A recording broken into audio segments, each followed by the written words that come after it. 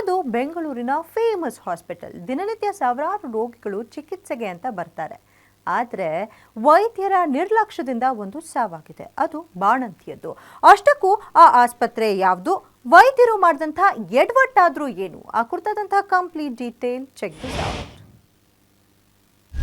ವಾಣಿ ವಿಲಾಸ ವೈದ್ಯರ ನಿರ್ಲಕ್ಷ್ಯಕ್ಕೆ ಬಾಣಂತಿ ಬಲಿ. ಆಸ್ಪತ್ರೆ ವೈದ್ಯರ ವಿರುದ್ಧ ರೊಚ್ಚಿಗೆದ್ದ ಕುಟುಂಬಸ್ಥರು. ಹೌದು, ನಿನ್ನೆ ಸಂಜೆ ವಾಣಿ ವಿಲಾಸ ಆಸ್ಪತ್ರೆಯಲ್ಲಿ ಬಾಣಂತಿಯೊಬ್ಬರು ಮೃತಪಟ್ಟಿರುವಂತಹ ಘಟನೆ ನಡೆದಿದೆ.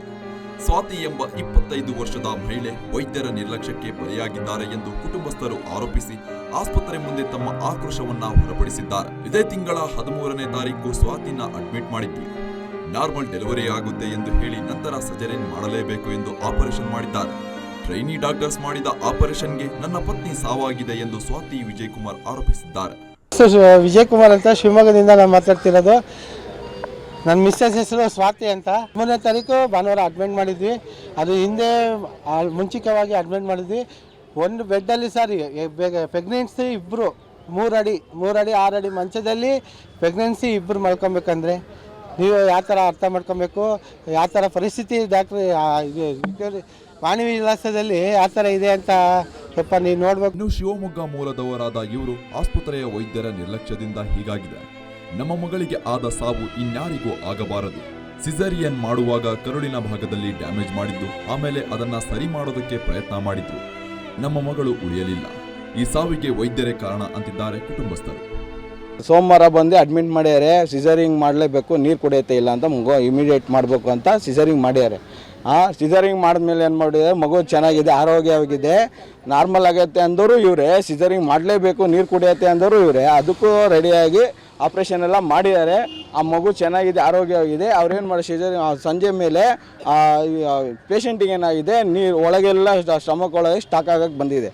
ಅಲ್ಲ motion pipe sir 100% motion pipe ಎಡ್ವೇಟ್ ಮಾಡ್ಯಾರೆ, ಕಟ್ ಮಾಡ್ಯಾರೆ. ಅದು ಹೋಲಾಗಿದೆ.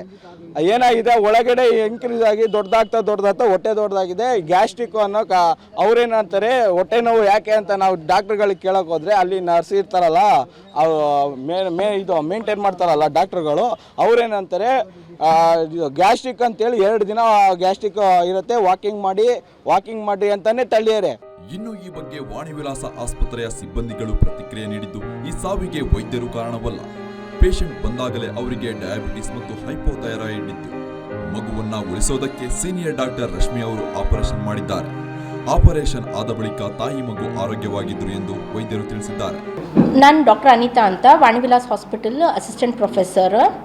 ಸೊ ಪೇಷಂಟ್ ಸ್ವಾತಿ ಅಂತ 24 ವರ್ಷದ ಯುವತಿ. ಅವರು 13ನೇ ತಾರೀಕು ಮಧ್ಯಾಹ್ನ ಅಡ್ಮಿಟ್ ಆಗಿದ್ದಾರೆ. ಅವ್ರಿಗೆ ಪ್ರೆಗ್ನೆನ್ಸಿ ಅವರು ಮೊದಲನೇ ಮಗು ಇದು. ಅವ್ರಿಗೆ 40 ವಾರ ತುಂಬಿತ್ತು, ಡೇಟ್ ತುಂಬಿ 1 ದಿವಸ ಆಗಿತ್ತು. ಪ್ಲಸ್ ಅವರಿಗೆ ಡಯಾಬಿಟಿಸ್ ಅಂತ ಹೇಳ್ತೀವಿ, ಜೆಸ್ಟೇಷನಲ್ ಡಯಾಬಿಟಿಸ್ ಅಂತ, ಅದು ಮತ್ತು ಹೈಪೋಥೈರಾಯ್ಡಿಸಮ್ ಎರಡೂ ಇತ್ತು. ಪರೀಕ್ಷೆ ಮಾಡಿ ನೋಡಿದಾಗ 13ನೇ ತಾರೀಕೆಲ್ಲ ನಾವು ಇನ್ವೆಸ್ಟಿಗೇಷನ್ಸ್ ಕಳಿಸಿ ನೆಕ್ಸ್ಟ್ ಡೇ ಅವ್ರಿಗೆ ಪರೀಕ್ಷೆ ಮಾಡಿದಾಗ ಮಗು ಹೊಟ್ಟೆಲೇ ಕಕ್ಕಸ್ ಮಾಡ್ಕೊಂಡಿತ್ತು. ಅಂದರೆ ಯೂಶಲಿ ಏನಾಗುತ್ತೆ ಅಂದರೆ ಡೇಟ್ ತುಂಬಿ ಆದಾಗ ಈ ಥರ ಕಾಂಪ್ಲಿಕೇಶನ್ ಬರುತ್ತೆ. ಒಟ್ನಲ್ಲಿ ಇನ್ನೂ ಕಣ್ಣು ಬಿಡದ ಎಳೆ ಕಂದಮ್ಮ ತಾಯಿಯನ್ನ ಕಳೆದುಕೊಂಡು ಅನಾಥವಾಗಿದ್ರೆ ಬಾಳಿ ಬದುಕಬೇಕಾಗಿದ್ದ 25 ವರ್ಷದ ಸ್ವಾತಿ ಪರಲೋಕಕ್ಕೆ ಪಯಣ ಬೆಳೆಸಿದ್ದು, ಇದಕ್ಕೆ ಯಾರು ಹೊಣೆ ಅನ್ನೋದು ವಿವಿಪುರಂ ಪೊಲೀಸರ ತನಿಖೆಯಿಂದಲೇ ಹೊರಬರಬೇಕಾಗಿದೆ. Shammi Shetty, metro bureau, guarantee news, Bengaluru.